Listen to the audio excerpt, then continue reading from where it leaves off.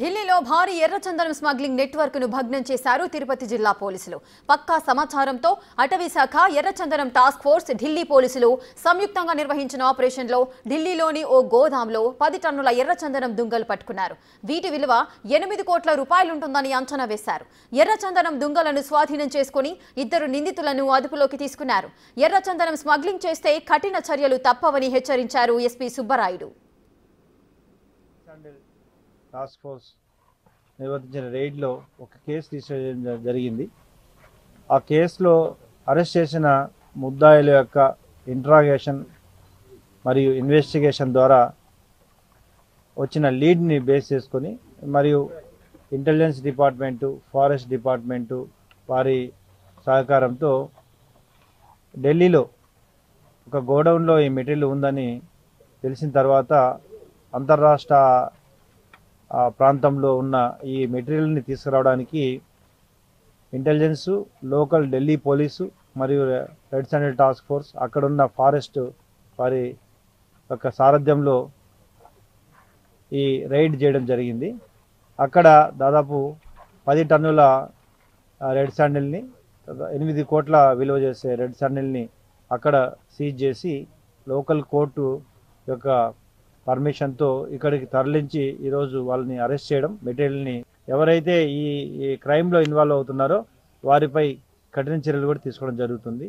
ఇటీవల కాలంలో దాదాపు 4-5 మెంబర్స్ మీద వరకు పీడీ యాక్ట్ కూడా నమోదు చేయడం జరిగింది. కోట్ల రూపాయల విలువ చేసే ఎర్రచందనం దుంగలను పోలీసులు పట్టుకున్నారు. దీనికి సంబంధించిన పూర్తి డీటెయిల్స్ మా ప్రతినిధి దామోదర్ అందిస్తారు. దామోదర్, ఢిల్లీలోని ఓ గోదాములో 10 టన్నుల ఎర్రచందనం దుంగలను పోలీసులు అయితే పట్టుకున్నారు. అసలు ఢిల్లీకి ఏ విధంగా చేరుకున్నాయి? దీనికి సంబంధించిన పూర్తి డీటెయిల్స్ ఏంటి?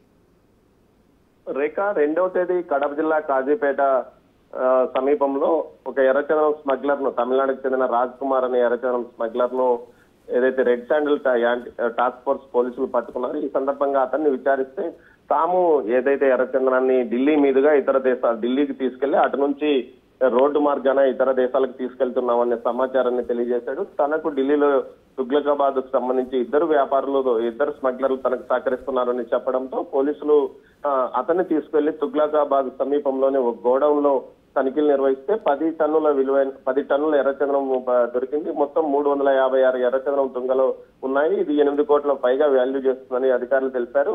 తుగ్లకాబాద్ లో ఏదైతే మహమ్మద్ ఇర్ఫాన్, మధ్యప్రదేశ్ కు సంబంధించిన మహమ్మద్ ఇర్ఫాన్ ను, అదేవిధంగా మహారాష్ట్రకు చెందిన అమిత్ సంపత్ పవార్ అనే 2 స్మగ్లర్లను అదుపులోకి తీసుకుని వారిని విచారిస్తున్నారు. మొత్తం మీద ఏదైతే గతంలో నేపాల్ కు ఏ విధంగా వెళ్ళిందో అదేవిధంగా ఇది కూడా ఈ ఎర్రచందనాన్ని కూడా రోడ్డు మార్గాన ఏదైతే హార్బర్ మీద వెళ్తే తనిఖీలు ఎక్కువగా ఉండడం, చెన్నై కానీ ఇటు మంగళూరు ఎయిర్పోర్ట్ నుంచి ఎక్కువగా ఎర్రచందనాన్ని, ఇటు కడప అదేవిధంగా ఏదైతే శేషాచలం అడవులు, తిరుపతి ప్రాంతాల నుంచి ఎక్కువగా ఎర్రచందనాన్ని ఇటు మంగళూరు అదేవిధంగా చెన్నై హార్బర్ నుంచి తరలించేవారు. కానీ ఇది విధంగా పోలీసు నిఘా ఎక్కువగా ఉంటుందని భావించి ఏదైతే ఎర్రచందనాన్ని నేరుగా ఢిల్లీ వరకు తీసుకెళ్లి అక్కడ గోడౌన్ లో కొంతకాలం ఉంచిన తర్వాత ఆ తర్వాత అక్కడ నుంచి ఏదైతే రోడ్డు మార్గాన ఇటు బంగ్లాదేశ్ మీద కానీ అటు ఏదైతే నేపాల్ ఈ విధంగా ఇతర దేశాలకు రోడ్డు మార్గాన్ని పంపించి అక్కడ నుంచి చైనా, దుబాయ్కి పంపడానికి ఏర్పాట్లు చేసుకుంటున్నారని తెలుస్తుంది. ఈ నేపథ్యంలో వీరిని ఈ విధంగా అరెస్ట్ చేశామని red sandal anti task force head,